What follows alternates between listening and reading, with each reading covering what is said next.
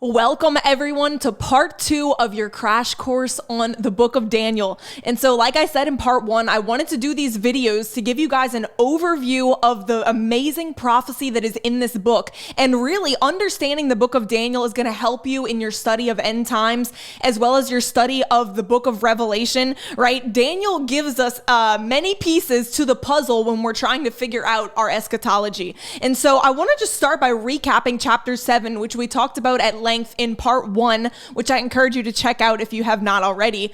But in chapter 7, Daniel has this vision of these 4 different beasts, right? And so it starts off with, he sees this lion with eagle's wings, which we talked about was symbolic of Babylon. Then he sees a bear with 3 ribs in his mouth, symbolizing Medo-Persia. Then he sees this leopard with 4 wings and 4 heads, symbolizing the Grecian Empire. And then he sees this 4th dreadful beast, which we talked about is representative of the Roman Empire. And it's really out of the Roman Empire that we are going to see this final Antichrist kingdom that's going to come about at the end of the age. And so we talked about these iron teeth and these 10 horns, right, that this beast has. And these 10 horns are representative of 10 kings that are going to be on the stage in the end times. And really that this empire is going to be where the Antichrist is going to rise up out of. So, and we're going to narrow it down even more as we go through the next chapters, where exactly the Antichrist is most likely going to come out from. And so I wanted to read you guys this scripture in Revelation 13, just so you can see how understanding the book of Daniel really is so important for when we're studying the book of Revelation.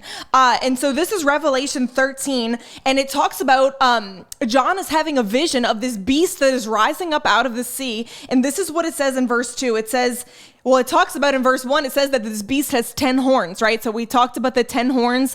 These are the same 10 horns that we see in the book of Daniel. And then in verse 2, it says, and the beast which I saw was like a leopard, and his mouth like the mouth of a lion, and his feet were like those of a bear. And the dragon gave him his power and his throne and great authority. So we can see that there are elements to this beast from all these different Gentile empires that we see in the book of Daniel. So that's why it's important that we have an understanding of Daniel's prophecies, so that we can have an understanding really of what this end time kingdom is really going to look like. So before we jump into chapter 8 and really start to unpack more of this end time prophecy, I want to encourage you, if you enjoy learning about the Bible and Bible prophecy, to hit the subscribe button so you continue to see more of our content.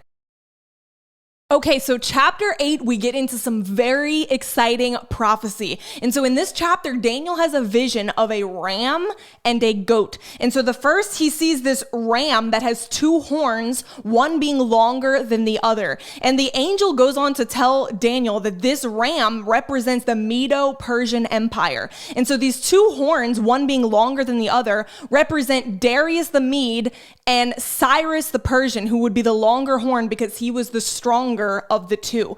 And so he sees this ram, and then he sees a goat.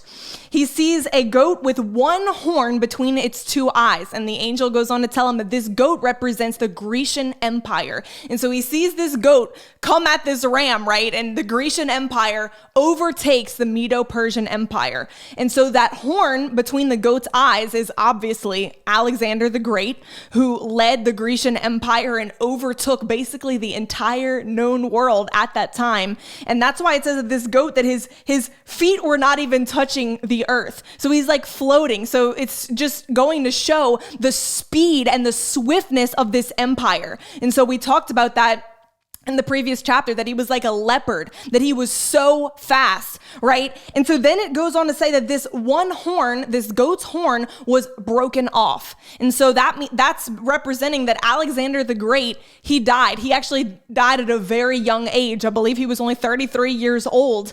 And so when he was cut off, it goes on to say that in that 1 horn's place, there came up 4 other horns on this goat. And so this is very important to understand. This gets big into the end time stuff. So basically what this is saying is that after Alexander the Great died, there arose 4 of his generals who were under him, basically rose up, and the Grecian Empire was split into 4 different parts. And we're going to talk more about that in the chapters to come, these different divisions of the Grecian Empire. But there were 4 main divisions, and then it says, out of one of them, talking about out of one of these 4 horns, out of one of the 4 divisions of the Grecian Empire, out of one of them came forth a rather small horn, which grew exceedingly great. So now we see that this small horn, which we're going to see is a type of the Antichrist at the end of the age. So he's coming out of one of the divisions of the old Grecian Empire. So like I said, in chapter 7, we knew he's somewhere in the realm of the Roman Empire territory, but now chapter 8, we're narrowing it down even more, that the Antichrist seems to be coming out of one of the divisions of this old Grecian Empire, right? And so it goes on to talk about the Antichrist. And it says basically in verse 11, it says, he magnified himself to be equal with the commander of the host and removed the regular sacrifice from him, and the place of his sanctuary was thrown down. So it's talking about here, and you can read this whole section, it's talking about the abomination of desolation. The abomination of desolation. And so really this little horn, we're going to see that is not only a type of the future Antichrist, but the Antichrist also has a prefigure. There was a man that actually rose up out of the Grecian Empire called Antiochus Epiphanes. And he actually fulfilled a lot of these things relating to the Antichrist. So he was like a type, a prefigure, whatever you want to call it, that can kind of give us a glimpse into a lot of the attributes of the future Antichrist. So how do we know that this is someone in the future, right? And how do we know? Because, I mean, there are people that believe that Antiochus Epiphanes fulfilled all of this, right? That this has all already been fulfilled, that, there's nothing left to be fulfilled in the future. But we know that that is not true for many reasons, which I can't get into all of the reasons on this broadcast, but you can do your own study. But especially this, and I want you to notice this, that throughout the book of Daniel, the angel repeatedly tells Daniel that these visions pertain to the latter days, to the end times. So this is verse 17. He says, he tells Daniel, understand that the vision pertains to the time of the end. Verse 19, he says, behold, I'm going to let you know what will occur at the final period of the indignation. What is indignation? It's wrath. So he's saying this is what's going to happen at the final period of the wrath of God being poured out. What is that? The tribulation. This is talking about the tribulation time period. And it says, for it pertains to the appointed time of the end. So the angel is repeatedly letting Daniel know that the end part of all these visions is actually for a later time in the future at the end of the age. And so like I talked about in part 1, there's a huge gap, right, between the Roman Empire and this final Antichrist kingdom at the end of the age. There's a huge gap called the times of the Gentiles. But everything written in the book of Daniel, the reason it's all flowing together as one piece is because this is all the things concerning the Jews. So for the past 2,000 years, up until 1948, the Jews were scattered all over the world. It was not the times of the Jews. So there's been this huge gap. But in 1948, as the Jews have been regathered to the land of Israel, why God is regathering them so that there can be one more period of 7 years concerning the Jewish people where the rest of this is all going to be fulfilled. So it's coming very quickly, and we're going to see in coming chapters even more about this. And so you can go on to read at the end of chapter 8. It talks about more about the Antichrist. It says that his power will be mighty, but not by his own power. So in the book of Revelation, we can see that the Antichrist, it's not his own power. It says that he gets his power from the dragon, who is Satan, right? So this man is going to be empowered by Satan himself. And so it goes on to say that he will even oppose the Prince of Princes, that he's going to oppose Jesus Christ. He's going to oppose God himself. And then he says again in verse 26, this pertains to many days in the future. many days in the future. So he's making this clear. This is describing someone at the end of the age. And we're going to see even more details about this Antichrist in the coming chapters. Chapter 9 is a very popular chapter. Some of you may know it contains the prophecy about Daniel's 70 weeks. And so, but really how this chapter starts off is that Daniel is reading the scrolls of Jeremiah the prophet, and he sees that Jeremiah prophesied that their captivity would only last 70 years in Babylon. And so he's realizing, hey, we're coming up on this 70 years.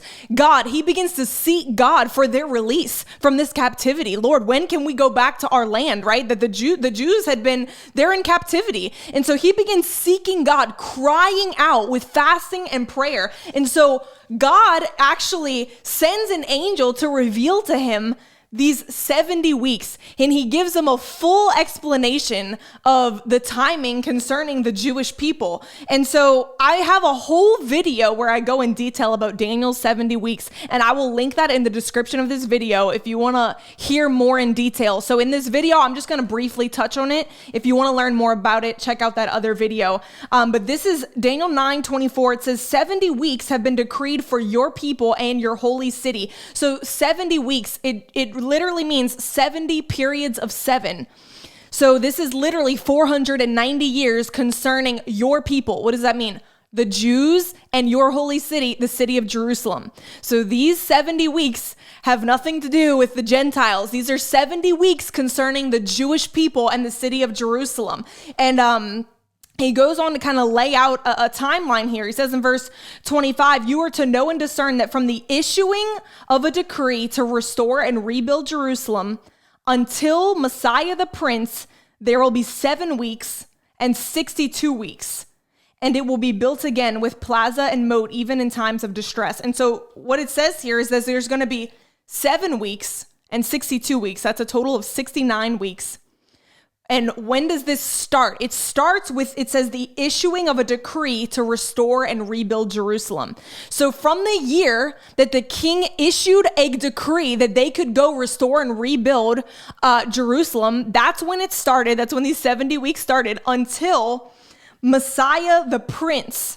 And so then it goes on in verse 26. It says, after the 62 weeks, the Messiah will be cut off. So this is the year that Jesus died. The Messiah is cut off. So his death marked the end of these 69 weeks. And you can go through and study all this. This is all perfectly fulfilled. You can go do your research to the year. This is when Jesus died, right? All of this has been perfectly fulfilled. And it says, the Messiah will be cut off and have nothing. And listen to this. And the people of the prince who is to come will destroy the city and the sanctuary. So we know after Jesus is crucified, after the Messiah is cut off, right, at the end of the 69 weeks, what happens is the Romans destroy Jerusalem and they destroy the temple. So the Romans are, what it says here, the people of the prince who is to come. The prince who is to come is talking about the Antichrist. So it's calling the Antichrist people are the Romans. So that's what we talked about in part 1, right? That the Antichrist is going to come out of this revised Roman Empire. The same spirit that was ruling this Roman Empire, it's the same spirit that the Antichrist is going to have, right? He comes out of this revised Roman Empire. It's his people that in 70 AD, they destroyed Jerusalem and they destroyed the temple. And it goes on to say in verse 27, and he will make a firm covenant with many for 1 week.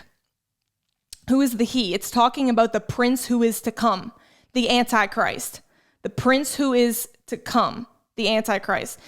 He is going to make a covenant with many for 1 week. So this is the final week, the final period of 7 years is going to begin when the Antichrist makes some sort of covenant or peace treaty or something, right? That's going to mark the beginning of the final 7 years concerning the Jews and the city of Jerusalem, right? And another book of the Bible, and they call it the time of Jacob's trouble. the time of Jacob's trouble is these final 7 years where the Antichrist is going to make a covenant. That's going to mark the beginning of the 7 years. And then it says, but in the middle of the week, he will put a stop to sacrifice and grain offering, and on the wing of abominations, he will come as one who makes desolate. So basically, it's saying halfway through the week, 3.5 years in, he's going to put an end to sacrifices, the Jewish sacrifices in their temple. He's going to put an end to it, and something's going to happen called the abomination of desolation, which I've talked about this before. If you follow my channel, I've talked about this. This is what's going to happen halfway through the tribulation. The Antichrist is going to go into this rebuilt Jewish temple and declare himself as God. And it says that he's going to put an end to sacrifice. So what does that mean? That means that there's going to be sacrifices going on at some time before the middle of the tribulation. Well, what's interesting is that they actually right now have 3 kosher red heifers, 3 or 4 kosher red heifers that they're ready to slaughter at any time in preparations for the Jews rebuilding their temple. So look, all I'm saying is we are getting close. Things are set. For this to happen, things are set. So we don't know how much longer we have, but we can see all of this is coming to pass. And this is pretty amazing. And so you have to understand these 70 weeks, because this is how you can fit together that what we see in the book of Revelation is concerning these final 7 years for the Jewish people, these final 7 years at the end of the age. And so I want to encourage you, if you want to learn more and have a better understanding of Daniel's 70 weeks, you can check out that full video I put in the description. Chapter 10, I'm just going to briefly touch on. I do have a whole video about this chapter, again, that I will link in the description of this video, where I talk more about the power of fasting and prayer. Because really, this whole chapter, we see that Daniel sets himself to fast and pray to seek the Lord. And because of his persistent prayer life, his persistent seeking, that's what provoked all these visitations and these visions from God, right? This was a man that was devoted to knowing the plans and purposes of God. He was a man of persistent prayer, persistent fasting, and we're going to go on to see that his prayers affected things in the heavenly realm. It goes on to talk about this angel that appears to him and says, I've been warring with the demon prince of Persia. And so we have to understand that our prayers affect things in the heavenly realms. Our prayers move demonic strongholds in the heavenlies. Our prayers affect things in the spiritual realm. And I think many times as Christians, we underestimate the power of our prayer. We underestimate how we can affect things in the heavens.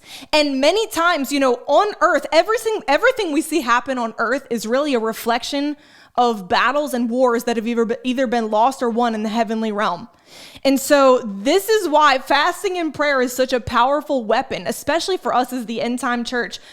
How we ought to be fasting and praying, seeking the Lord, seeking for a great move of God, right? A revival to see this end time harvest of souls, right? And so I want to encourage you, watch the video I linked in the description about this so that you can have a better understanding of how much power is released through fasting and prayer.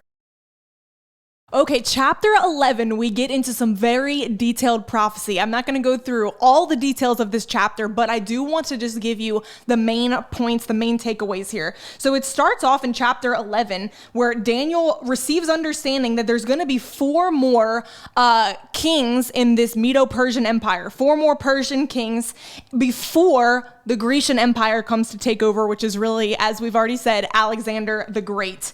And so then it says in verse 4 about Alexander the Great, but as soon as he is arisen, his kingdom will be broken up and parceled out towards the 4 points of the compass. So basically it's saying as soon as Alexander comes to power, it's going to actually be broken up into 4 divisions, like we said. And so these are the 4 heads on the leopard that we saw in chapter 7. These are the 4 horns that we saw on the goat in chapter 8. So this is very important to understand, that the Grecian Empire is basically broken up into these 4 different divisions after, these 4 final kings of Persia. And so these are the 4 divisions. It basically, after, some war, 4 of Alexander's generals ended up taking different segments of the empire. So the first one is Cassander, who ruled over Greece, Macedon, and the western parts. Then you have Lysimachus, who took Asia Minor, which is Turkey, Thrace, and the northern part. Then you have Seleucus, who this is a very important division to understand. Seleucus took the eastern parts, including Syria, Babylon, Lebanon, Iraq, and Iran. So very similar region to the old Assyrian Empire. So that's where Seleucus is ruling, in these eastern parts. And then fourthly, Ptolemy takes over Egypt and the southern parts. So this is very important. Then it goes on to talk about in chapter 11, which all of this, a lot of this stuff in chapter 11 was perfectly fulfilled. And I am not a history scholar, so I'm not going to try to go through all the details of this, but I encourage you, if you're interested, to study this out more. But it basically talks about these wars that go on, and mainly between the king of the north and the king of the south. So the king of the north, that's an important term to understand. The king of the north would be Seleucus, right? The Seleucid Empire, right? And that's the region including Syria, Babylon, Lebanon, Iraq, and Iran. So that kind of area, so you can have an understanding of where we're talking about. That, the king of the north, and the king of the south, which is Ptolemy, in Egypt and the southern parts of the Grecian Empire. So there's great war going on between the two of them. And so what you have to understand is, like I talked about, this guy, Antiochus Epiphanes, he actually rises up as a king of the Seleucid Empire. So that eastern region, right, of the Grecian Empire, he becomes king of that region, and he goes to make war on the king of the south, on Egypt, and all kind of stuff, right? And so Antiochus, he fulfills a lot of these verses up until 35. It's verse 35. It's basically talking about this guy, Antiochus Epiphanes. Like we said, he's the pre-type or a figure of the Antichrist. He does a lot of things. He also had an abomination of desolation where he had pig's blood in the temple, right? Totally just an abomination, all kind of crazy stuff, right? And so you can read more. The book of Maccabees, I believe, has more about all this. If you're into history and you're into learning the details, I encourage you to check that out. But really what I want to focus in on is starting in verse 36, it kind of switches to talking about this future Antichrist figure, right? And so it says in verse 36, then the king will do as he pleases, and he will exalt and magnify himself above every god, and will speak monstrous things against the God of gods, and he will prosper until the indignation is finished. So like I said, indignation, what's that talking about? The wrath of God. Until the period of God's wrath is finished, he will prosper. So for those 7 years, this king, this Antichrist, is going to rise to power. And it goes on to give us some incredible details about this Antichrist figure. It says in verse 37 that he will show no regard for the gods of his fathers or for the desire of women. So, many people would have said, perhaps he's Jewish, perhaps he's Muslim. We don't know, right? You're just fitting the pieces together from what the scripture says, but it says that he has no regard for the gods of his fathers. And it says that he doesn't have the desire of women. So some people have thought this to mean that he's going to be a homosexual. Again, we don't know, but it gives us some pretty incredible details about him. And it goes on to talk about him, that he will honor himself with gold, silver, and costly stones. And so basically what I want you to catch here, though, is that it's likening him to this king of the north. So it's talking about the king of the north as Antiochus Epiphanes, who came out of the Seleucid Empire, or the Seleucid division of the Grecian Empire. And then it's talking about the Antichrist in the future. So what I want you to catch is, this is like another name for the Antichrist, is the king of the north. He's coming out of this area of the Seleucid division, right? So really, like I said, we narrowed down the Antichrist is going to come somewhere out of the Roman Empire. Okay, then we saw, which are those 10 kings, but then we saw it narrowed down even more. No, he's going to be one of the 4 kings in the old Grecian Empire. Well, now it seems to be narrowed down even further. It seems that he's going to come out of this division, this Seleucid Empire. which again, I told you which nations that includes, and it makes a lot of sense. Those nations include Syria, Babylon, Lebanon, Iraq, and Iran. So Babylon is in Iraq. Maybe perhaps he could be from Babylon, Iraq. Perhaps he could be from Syria. Many times throughout the Old Testament, the Antichrist is also referred to as the Assyrian. And so the Assyrian Empire was a very similar region to this Seleucid Empire, right? This division of the Grecian Empire. So it would seem that we have it narrowed down that most likely the Antichrist is going to come out of one of those nations. And so he's going to be one of these 10 kings, right? And we talked about previously that this horn is going to replace 3 others. So he's going to overthrow the other 3 kings that are ruling the other divisions of the Grecian Empire, right? And the other 6 kings within that old Roman Empire are going to freely turn their power over to the Antichrist. So that's how it would seem. Now, seems like there's going to have to be some wars. There's going to have to be some stuff, right? That's going to have to change in the political realm to make room for these 10 kings. Like I talked about in part 1, it would seem that Russia's going to have to fall most definitely. America's not going to be a major factor most definitely. It seems like there's going to have to be some shifting and changing of main powers in that region. And so who knows? We may see that before the rapture, we may not. There may be some wars that happen right after the rapture, but we can definitely see things heading in this direction. Our final chapter, chapter 12, it starts off by saying, at that time, Michael the archangel is going to arise to stand up. And so when it says at that time, right, we have to go back to the verse before. So chapter 11, verse 45, it seems to be making a reference of the abomination of desolation, right? That the Antichrist is going to go into the temple, declare himself as God. And it says at that time, which we know is 3.5 years into the 7-year tribulation, like we talked about in the 70 weeks, right? That halfway through the last week, the abomination of desolation is going to take place. So it says that Michael the archangel is going to stand up, and then it says there will be a time of distress such as never occurred since there was a nation until that time. And so what's interesting is that Jesus basically said the same thing in Matthew 24, referencing these final 3.5 years of this age, that it's going to be a time of such great distress that has never been experienced by this world ever before. It's going to be very bad. Many people call that part of the tribulation the Great Tribulation, because it's going to be worse than anything the world has ever seen. Jesus said, if those days hadn't been shortened, no flesh would have survived. That's how bad it's going to be. But then it says in verse 2, this is where it gets very exciting. Verse 2, it says, many of those who sleep in the dust of the ground will awake, these to everlasting life, but others to disgrace and everlasting contempt. So this is talking about the first resurrection. And so we see in the book of Revelation, and I encourage you to read the last few chapters of the book of Revelation to really get an understanding of this. But we can see that there's actually going to be a 1,000-year gap between the resurrection of the righteous and the resurrection of the wicked. Right? So the righteous are going to be resurrected to rule and reign during the 1,000-year millennial reign of Christ. And I encourage you to study that out in the book of Revelation. And then it goes on to say in verse 4, now I mentioned this in part 1, but I want to talk a little more about it. It says in verse 4, but as for you, Daniel, conceal these words and seal up the book until the end of time. So he's saying that this book is sealed up until the end times. So this book was written for you and I to be able to have understanding of these end times that we're living in.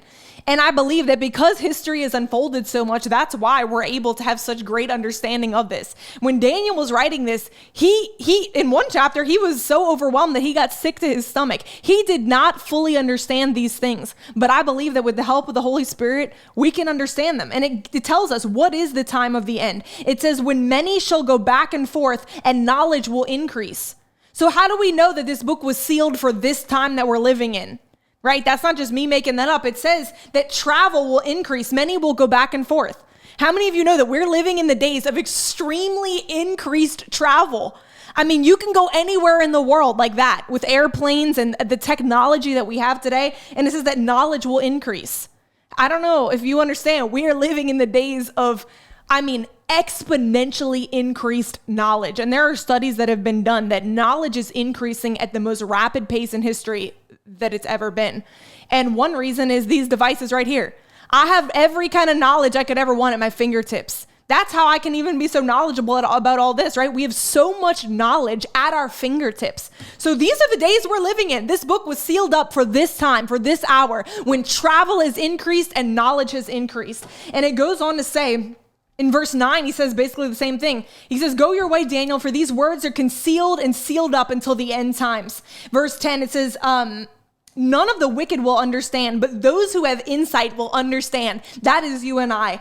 And we may not be able to understand everything, right? But we can definitely fit the pieces together, right? And have a somewhat understanding of what's about to take place. Especially this part. I'm going to read you the last verse. It says, as for you, talking to Daniel, go your way to the end. Then you will enter into rest and rise again for your allotted portion at the end of the age. Daniel probably had no idea what this meant, probably. But this to me is an amazing scripture. All these years ago, this angel is telling Daniel, go your way, you will enter into rest. He doesn't say you're going to die. You're going to be resting until the end when you will rise again for your allotted portion at the end of the age. Daniel is going to be one of those that is dead, that's going to rise up, right, out of their graves at that great trumpet blast, right? And he's going to rise with all the dead in Christ. We're going to arise and we're going to receive our allotted portion in the kingdom. We read in a previous chapter that